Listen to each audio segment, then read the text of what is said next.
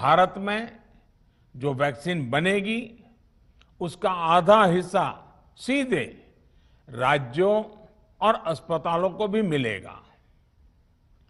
इस बीच गरीबों, बुजुर्गों, निम्न मध्यम वर्ग के लोग 45 वर्ष की आयु के ऊपर के व्यक्तियों के लिए केंद्र सरकार का जो वैक्सीन कार्यक्रम चल रहा है वो भी उतनी ही तेजी से जारी रहेगा।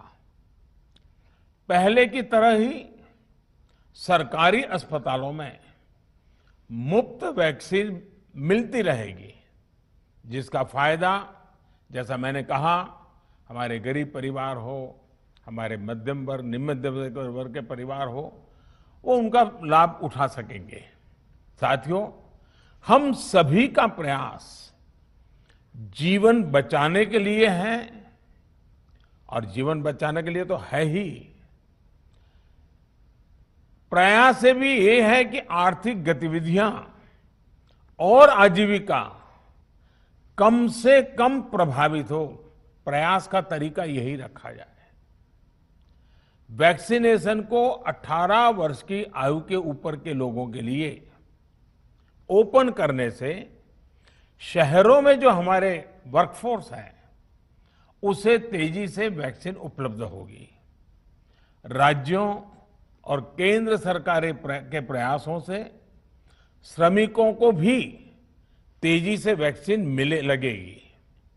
मेरा राज्य प्रशासन से आग्रह है कि वो श्रमिकों का भरोसा जगाए रखे। उनसे आग्रह करें कि वो जहां है वहीं रहे।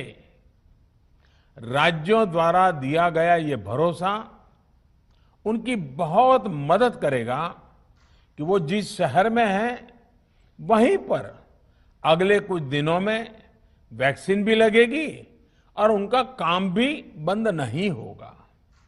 साथियों, पिछली बार जो परिस्थितियां थी वो अभी से काफी भिन्न थी। तब हमारे पास इस वैश्विक महामारी से लड़ने के लिए कोरोना स्पेसिफिक मेडिकल इंफ्रास्ट्रक्चर नहीं था। आप याद करिए देश की क्या स्थिति थी। कोरोना टेस्टिंग के लिए पर्याप्त लैब नहीं, पीपीई का कोई प्रोडक्शन नहीं, हमारे पास इस बीमारी के ट्रीटमेंट के लिए कोई खास जानकारी भी नहीं। लेकिन बहुत ही कम समय में हमने इन चीजों में सुधार किया। आज हमारे डॉक्टरों ने कोरोना के इलाज की बहुत ही अच्छी एक्सपर्टीज हासिल कर ली है। वो ज्यादा से ज्यादा जीवन बचा रहे हैं।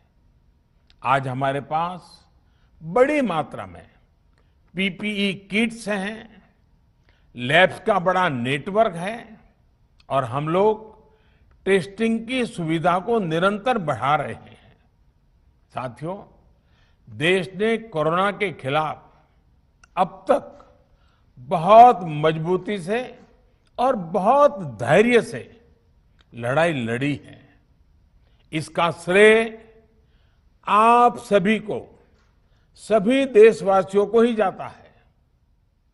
अनुशासन और धैर्य के साथ कोरोना से लड़ते हुए आप देश को यहां तक लाए हैं।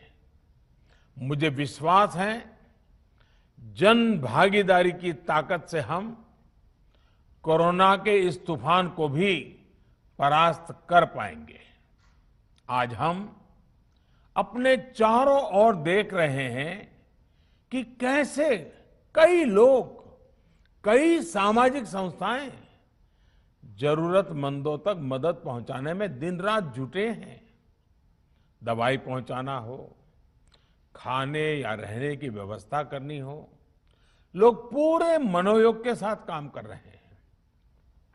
मैं इन सभी के सेवा भाव को आदरपूर्वक नमन करता हूं और देशवासियों से अपील करता हूं कि अधिक से अधिक मात्रा में इस संकट की घड़ी में देशवासी आगे आएं और जरूरतमंदों तक मदद पहुंचाएं। समाज के पुरुषार्थ और सेवा के संकल्प से ही हम ये लड़ाई जीत पाएंगे। मेरा युवा साथियों से अनुरोध है कि वो अपनी सोसाइटी में, मोहल्ले में, अपार्टमेंट्स में छोटी छोटी कमेटियां बनाकर कोविड अनुशासन पालन करवाने में मदद करें।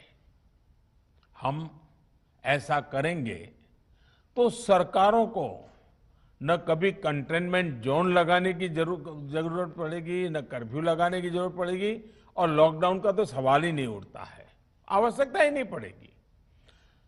स्वच्छता अभियान के समय देश में जागरूकता फैलाने के लिए मेरे बाल मित्रों ने बहुत मदद की थी। छोटे छोटे बालक, 5वीं, 7वीं, 8वीं, 10वीं में पढ़ने वाले, उन्होंने घर के लोगों को समझाया था, मनाया था। उन्होंने बड़ों को भी स्वच्छता का संदेश दिया था। आज मैं फिर अपने बाल मित्रों से एक बात विशेष तौर पर कहना चाहता हूं। मेरे बाल मित्र, घर में ऐसा माहौल बनाइए कि बिना काम, बिना कारण घर के लोग घर से बाहर न निकले। आपकी जीत बहुत बड़ा परिणाम ला सकती है।